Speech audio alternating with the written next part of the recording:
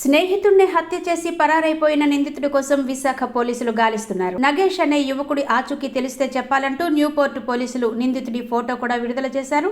మద్యం మత్తులో ఇద్దరు మిత్రుల మధ్య చెలరేగిన వివాదం హత్యకు దారితీసింది.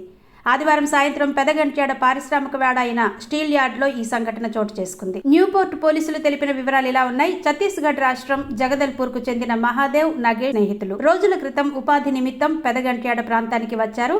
ఇక్కడే ఓ ఇంటిని అద్దెకు తీసుకుని ఇక్కడి పారిశ్రామికవాడలోని స్టీల్ యార్డ్లో వారిద్దరూ రాడ్ బైండింగ్ పనికి కుదిరారు. ఆదివారం మధ్యాహ్నం నుంచి ఇద్దరు ఇంట్లోనే మద్యం సేవిస్తూ సాయంత్రం సమయంలో మాత్రం ఒకరికొకరు గొడవ పడ్డారు.